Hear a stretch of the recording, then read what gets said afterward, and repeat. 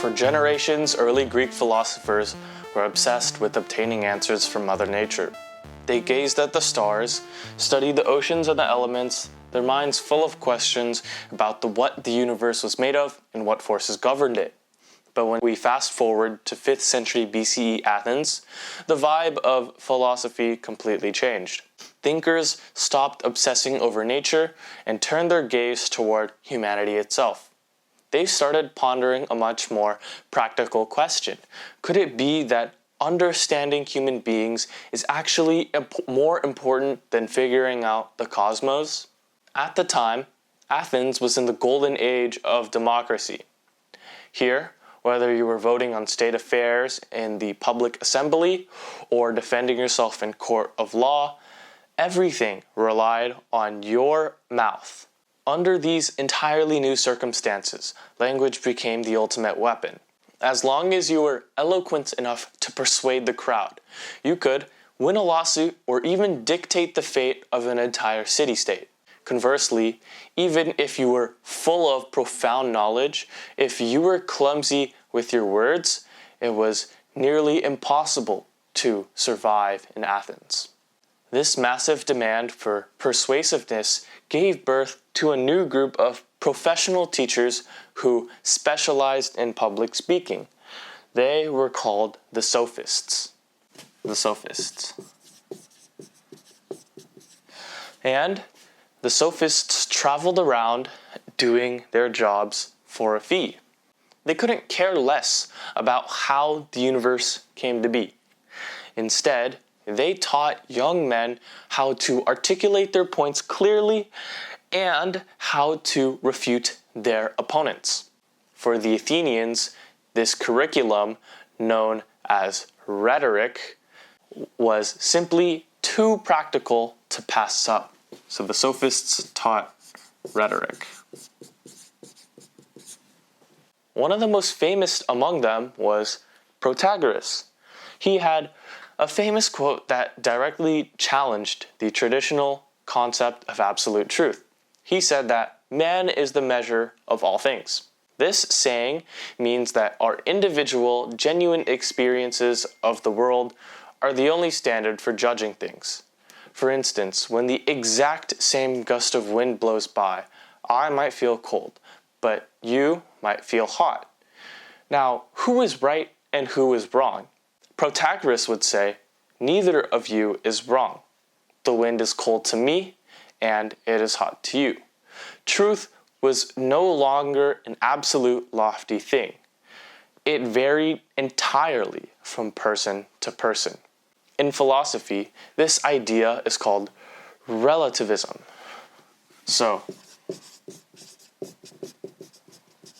And this is what Protagoras argued.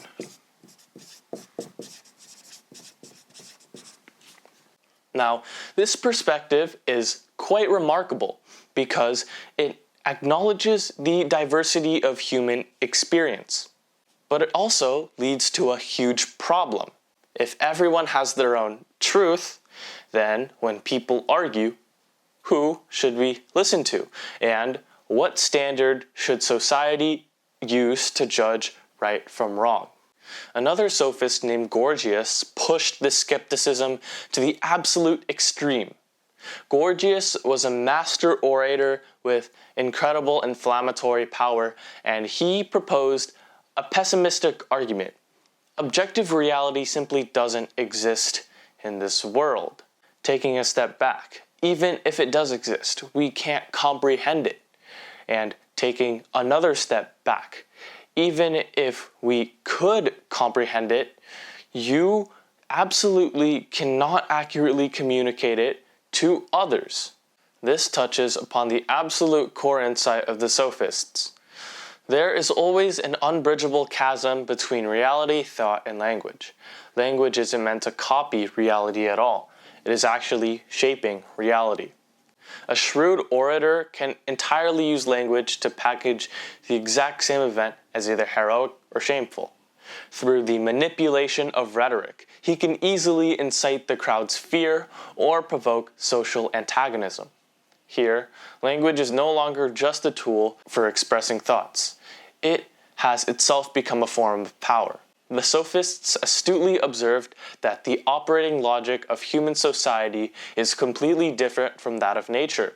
The laws of nature are set in stone.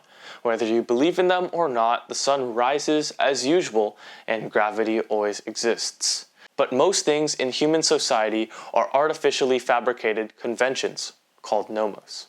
Take law and morality, for example. They have authority solely because everyone got together and managed to reach a consensus. Or take various political systems. Essentially, they are maintained only by people's shared beliefs.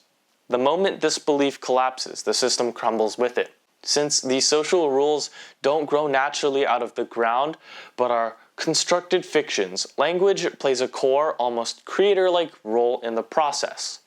This is exactly why the ideas of sophists can still send shivers down your spine today. Think about it. Today's internet arguments, commercial marketing, or political campaign speeches are essentially all fierce battles for the right to define language, trying to subtly influence the way you view the world. The sophists left us with a profoundly sharp interrogation. When we accept a certain viewpoint, is it because it is inherently true, or is it simply because the person speaking was just too good at bluffing? Now, many Athenians at the time were highly wary of these sophists. Because they taught people how to debate solely to win, completely disregarding what truth was, they wondered that if everything just depended on who had the best eloquence, then even a scoundrel full of lies could win a sweeping victory in court or at an assembly, as long as he could stir up the audience's emotions. Once rhetorical tricks override objective knowledge, the boundary between truth and falsehood completely vanishes. If public policy is determined entirely by who has the glibest tongue, what place is left for genuine wisdom? This atmosphere of only caring about winning and losing, not about right and wrong, eventually forced out the greatest, most relentless figure in the history of ancient Greek philosophy. He didn't wander the world collecting tuition fees like all the sophists, nor did he teach people how to be smooth talkers in court.